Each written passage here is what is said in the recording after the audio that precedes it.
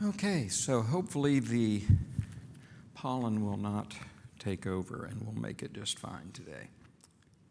So we'll be continuing the study of 2 Samuel, and as Keaton has been doing a lot of emphasis on reading through the text and then discussing, I will be sticking with that format.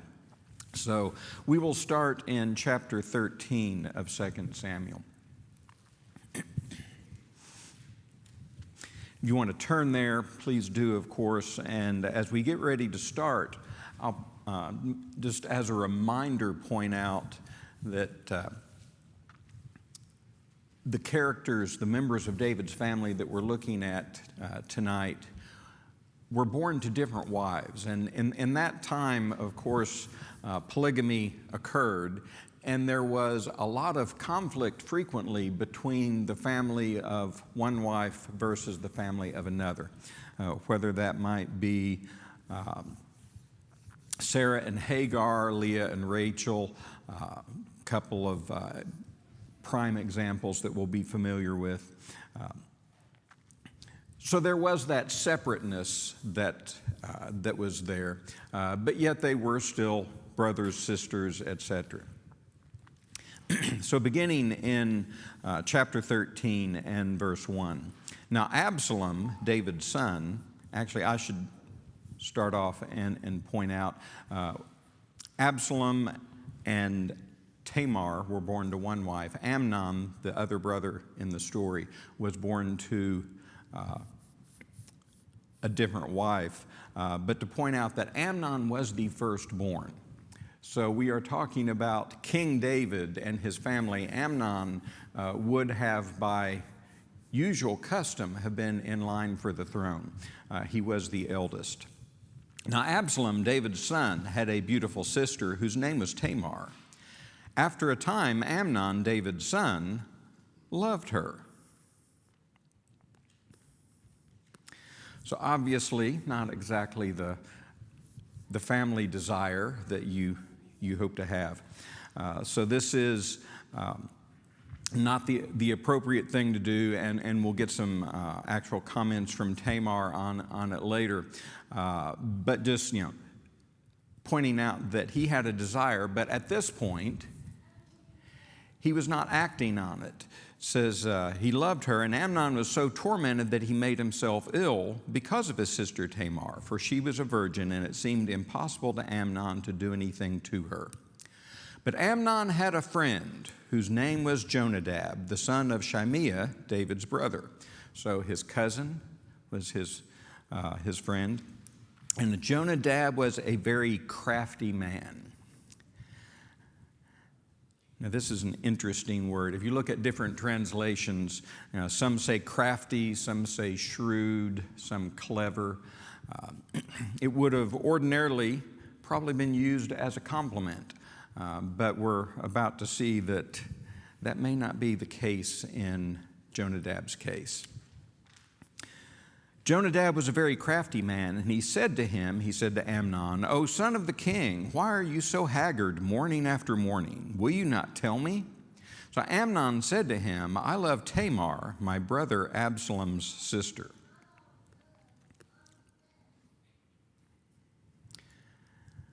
Well, then Jonadab, in his shrewdness and craftiness, says, "Lie down on your bed, pretend to be ill, and when your father comes to see you," your father David, "say to him, 'Let my sister Tamar come and give me bread to eat, and prepare the food in my sight, that I may see it and eat it from her hand.'"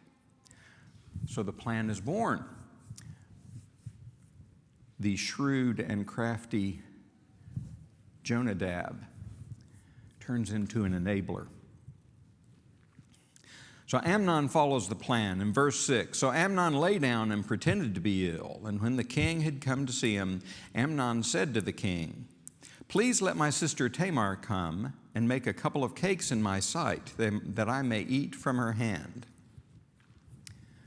David sends Tamar, probably not surprisingly, do what your firstborn and likely one of your favorite children asks you to do. David sent home to Tamar, saying, "Go to your brother Amnon's house and prepare food for him." So Tamar went to her brother Amnon's house where he was lying down, and she took dough and kneaded it and made cakes in his sight and baked the cakes. And she took the pan and emptied it out before him, but he refused to eat. And Amnon said, "Send out everyone from me." So everyone went out from him. Then Amnon said to Tamar, "Bring the food into the chamber, that I may eat from your hand." So as the plan is hatched, I think Tamar is probably beginning to suspect this is not as it should be. But Tamar took the cakes she had made and brought them into the chamber to Amnon her brother. But when she brought them near him to eat, he took hold of her and said to her, "Come lie with me, my sister." So there the desire has been enabled by the poor friend and now has been acted upon. "Come lie with me, my sister." And she answered him, "No, my brother, do not violate me, for such a thing is not done in Israel." So now Tamar is going to, not surprisingly, be quite resistant. And honestly, I admire her. I admire her shrewdness. She comes up with multiple reasons. She says, such a thing is not done in Israel. So a relationship even between half-siblings was not allowed. But also it says, "Do not do this outrageous thing." So she calls it outrageous. "As for me, where could I carry my shame? And as for you, you would be as one of the outrageous," there's that word again, "fools in Israel." So she first of all says, don't do this. It's against the law. Then she says, look at what it will do to me. And then she says, look at what it will do to you. So you'll be as one of the outrageous fools. So the one destined for being king would have this on his head. And then finally she says, "Now therefore please speak to the king, for he will not withhold me from you." So whether that was a delaying tactic and she would have gone along with it had David, or if she's confident that David would have said, "No, don't do this," whatever way, she's quite good at coming up with convincing reasons, but Amnon is not to listen. It says, "But he would not listen to her, and being stronger than she, he violated her and lay with her." Now once it's over, in 15, "Then Amnon hated her with very great hatred, so that the hatred with which he hated her was greater than the love with which he loved her. And Amnon said to her, 'Get up, go.'" Obviously, we see here that the love was not really love. It was a desire. It was a lust. It was not a love. But once he had acted on it, then this is where his sin puts him.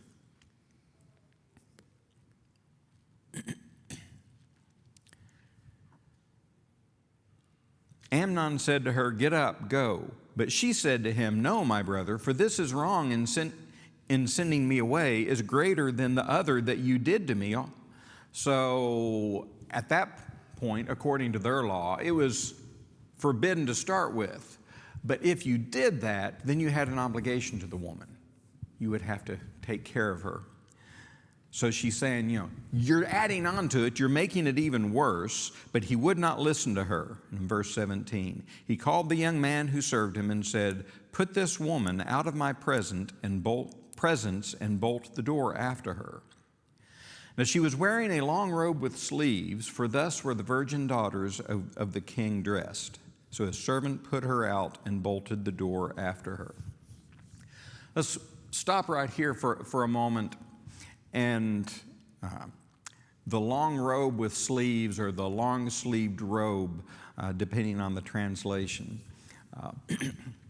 Apparently, the Hebrew is a little bit difficult to translate, but this is the same phrase that we're familiar with Jacob and what we commonly call his coat of many colors.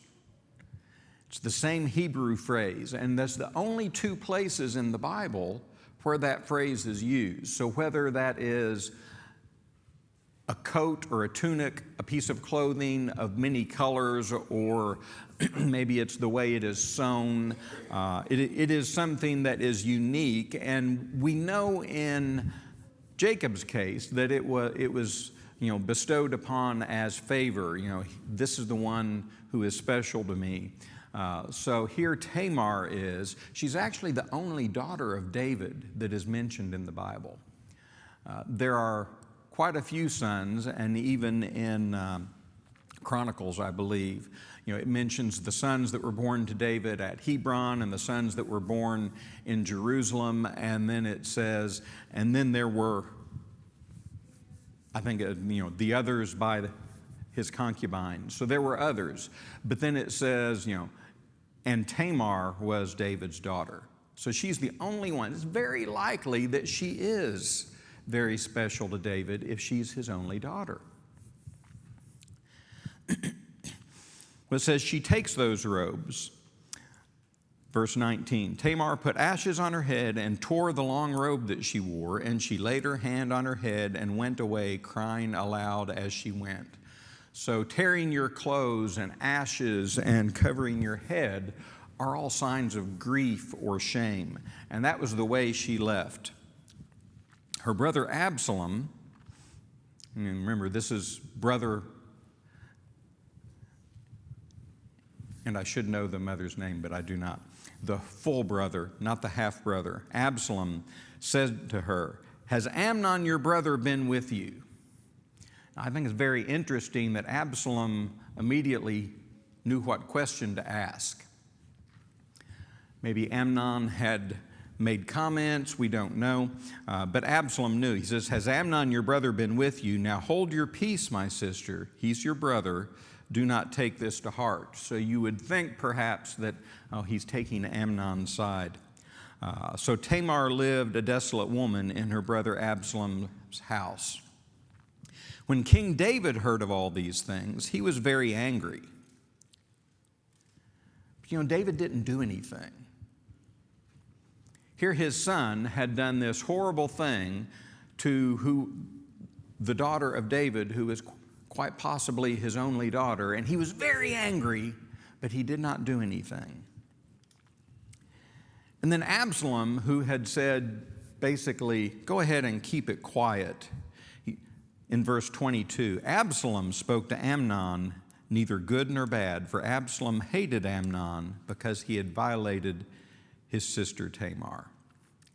So he tells Tamar, don't take it to heart, but Absalom certainly did take it to heart.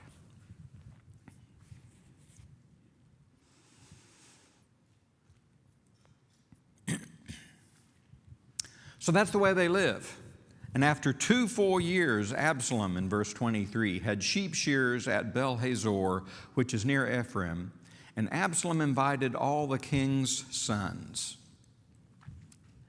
And Absalom came to the king and said, "Behold, your servant has sheep shears. Please let the king and his servants go with your servant."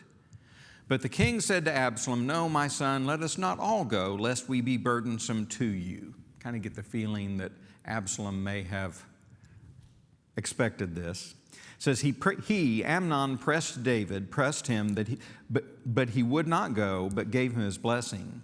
Then Absalom said, "If not, please let my brother Amnon go with us." So he's saying, okay, you're not coming, but let's at least have all of the brothers. At least let my brother Amnon go with us. And the king said to him, "Why should he go with you?" Obviously, I think he would know that they didn't get along. But Absalom pressed him until he let Amnon and all the king's sons go with him.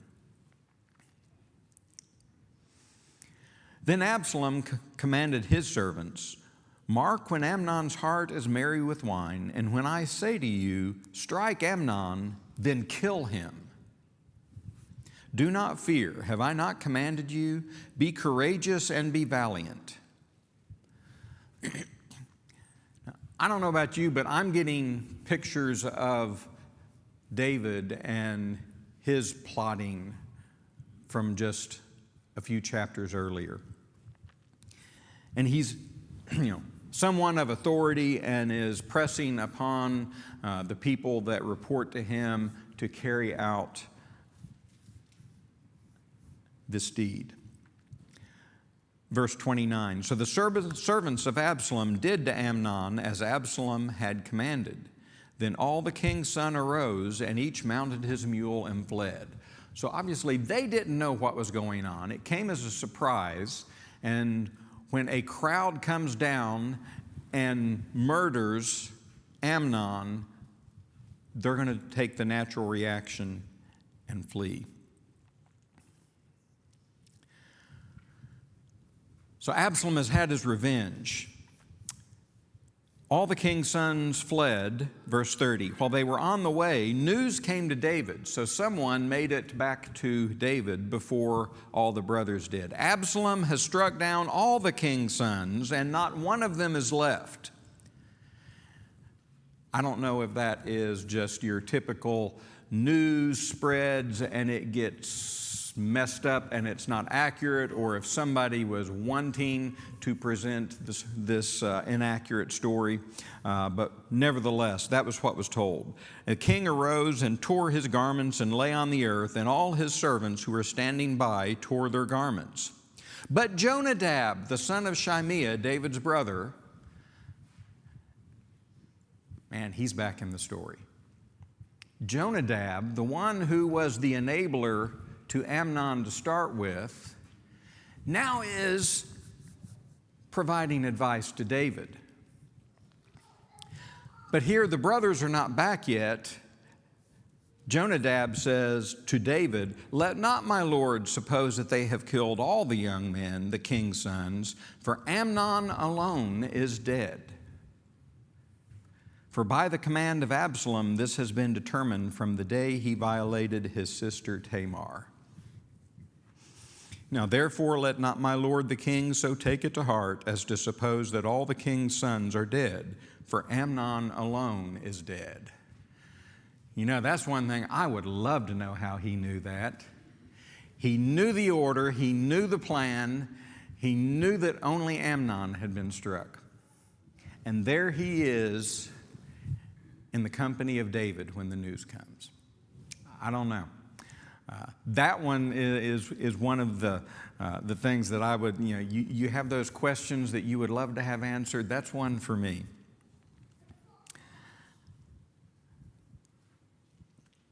In verse 34, but Absalom fled because he knows that there would be retribution.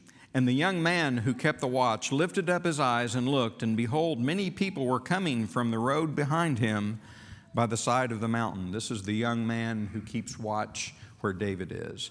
And Jonadab, here he is again, said to the king, "Behold, the king's sons have come, as your servant said, so it has come about." See, I told you so, says Jonadab. And as soon as he had finished speaking, behold, the king's sons came and lifted up their voice and wept, and the king also and all his servants wept very bitterly. So this horrible thing has taken place, and now the brothers are reunited with David, except for Absalom and Amnon. And the king and all the servants weep very bitterly. So they're in shock, they're in mourning over Amnon. And then verse 37, but Absalom fled and went to Talmai, the son of Ammihud, king of Geshur. And David mourned for his son day after day. So Absalom fled and went to Geshur and was there 3 years. And the spirit of the king longed to go out to Absalom because he was comforted about Amnon since he was dead. So the last couple of verses get a little bit confusing, maybe in how it's written.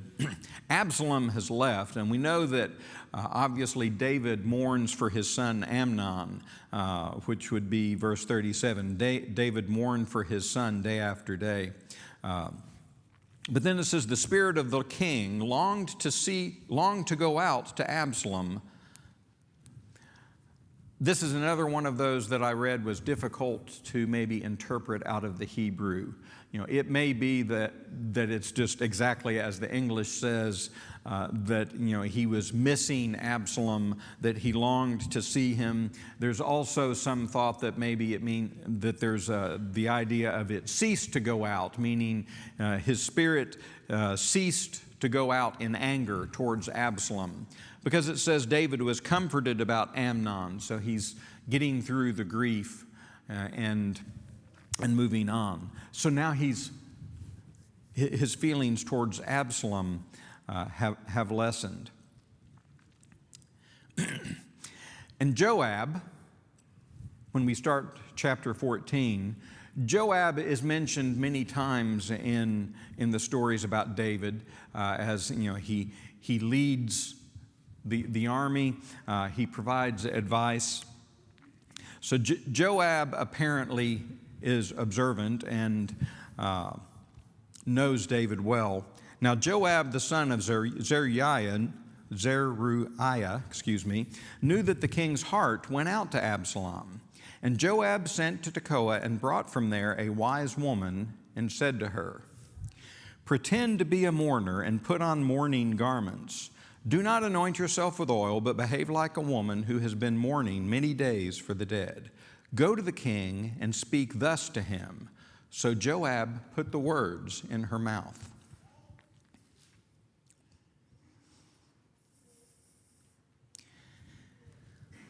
We'll skip a few verses.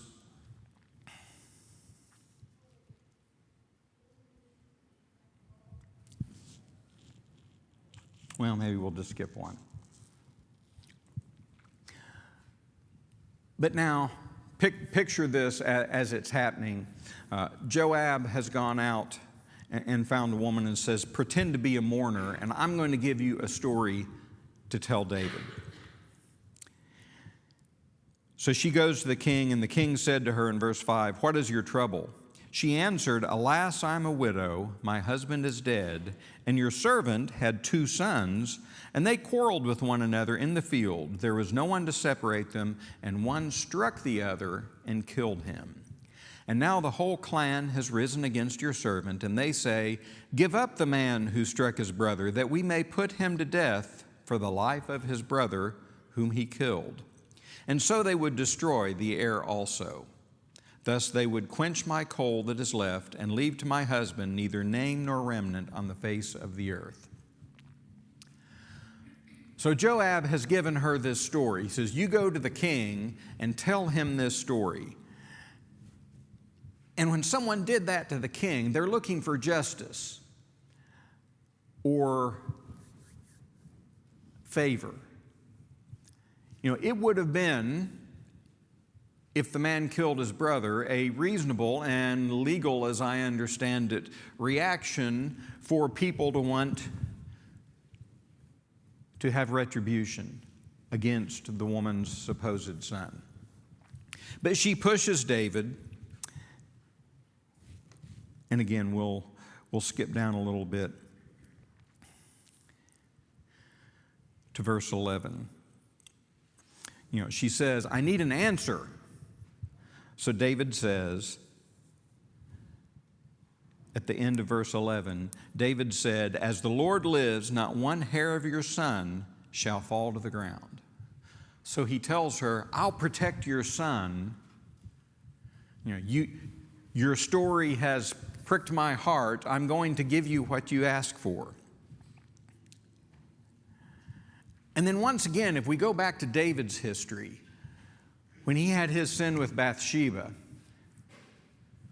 Nathan the prophet came and essentially told a parable. And we get this same type of thing here with the woman that Joab sent to David.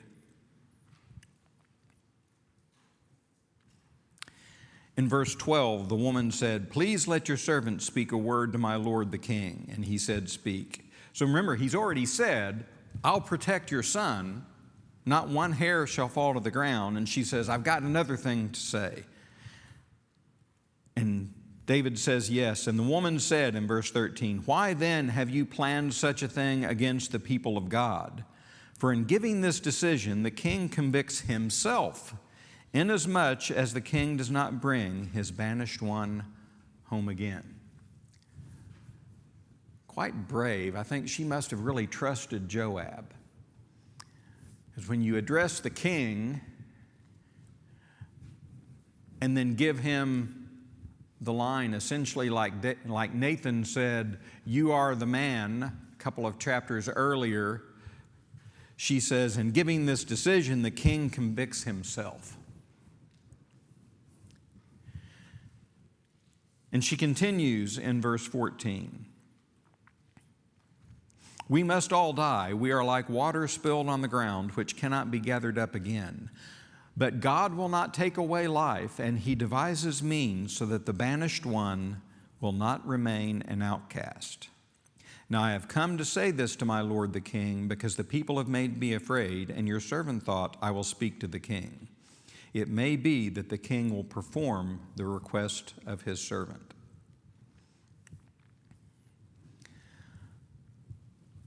So David gets another parable, and detached from the situation, he recognizes justice and what would be the way to react. But he doesn't realize until he's told that the story is about him.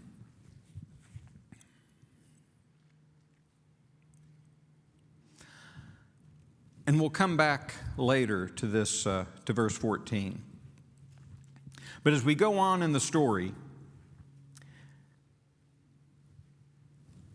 David figures out, he asks her, "Did Joab have you do this?" And she says yes, so he knows his friend. Then he sends Joab out for Absalom in verse 21.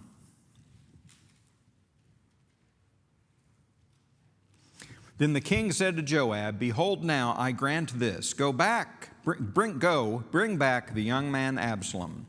And Joab fell on his face to the ground and paid homage and blessed the king. And Joab said, Today your servant knows that I have found favor in your sight, my lord the king, in that the king has granted the request of his servant.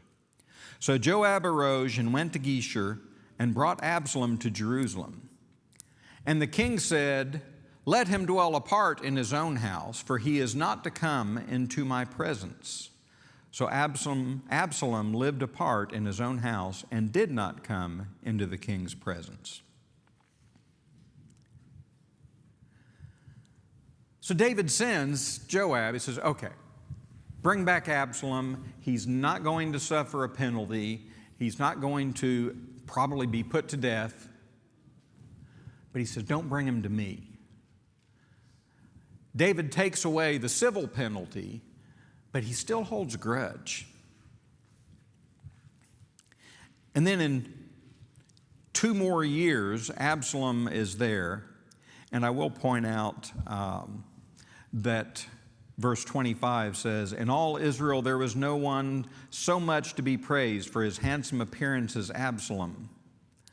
Verse 26, When he cut the hair of his head, for at the end of every year he used to cut it, when it was heavy on him he cut it, he weighed the hair of his head 200 shekels by the king's weight.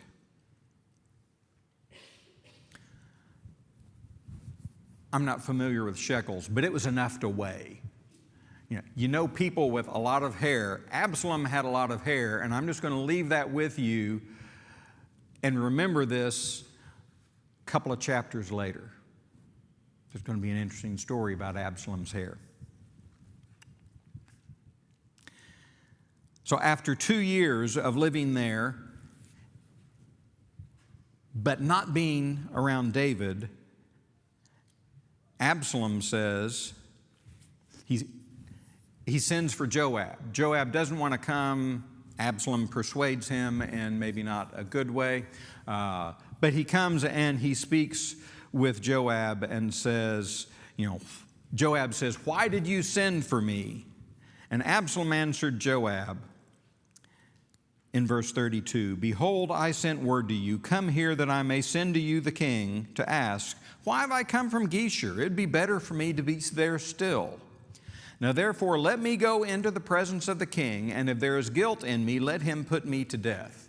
So he says, I might as well be back where I was. Why did I even come if I'm not going to be around my father the king?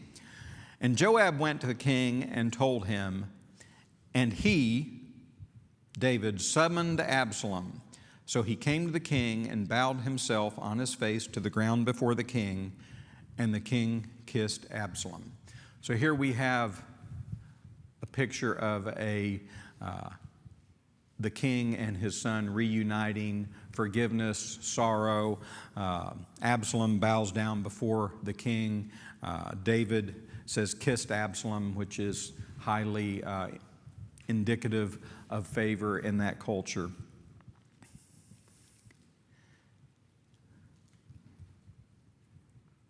And we'll leave it at that for the story. But some things to take away from it. I do really appreciate the mode that Keaton has been in going through this study, in that every lesson he takes out something that we can learn from. So I have a few of those. One is to note, and we already mentioned, that Amnon had this problem with desire or lust like David did, and it caused problems. So there is just a cautionary item. But even more so, Jonadab, the crafty nephew and cousin. Jonadab shows the influence of a poorly chosen associate. You know, when you're a kid, your parents try to get you to associate with other good kids, right? Because they know what those associates do. They know the influence. And Jonadab here was an enabler. You know, he asks Amnon, why are you so sad every day? When he knew good and well why Amnon was sad. But he brought up the subject. When Amnon said, it's my sister Tamar, he said, let me tell you what to do.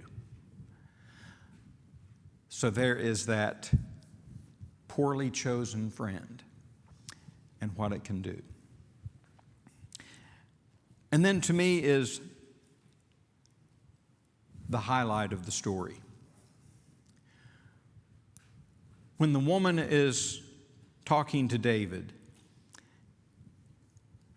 and we'll go back to verse 14, the last half of that. But God will not take away life, and he devises means so that the banished one will not remain an outcast. God is a loving Father, and he provides a means. When we sin, when we fall, when we stumble, when we rebel against him, he provides a means for restoration. He devises means that the banished one will not remain an outcast. And then finally, our forgiveness should follow God's forgiveness. David bestowed forgiveness from the civil aspect on Absalom. He says, you can come back, you won't be put to death. But then he holds a grudge. He says, but don't bring Absalom to me. And then he has to get confronted again by his friend Joab. Say, listen, Absalom is here. Do you want him here or not? And David finally forgives. So the lesson to us is that our forgiveness should follow God's forgiveness. Holding grudges is not for us to do. So we'll wind it up there. As always, we provide an opportunity if someone needs assistance, if someone has something that they need prayer, if they need to respond to the gospel. God provides for restoration.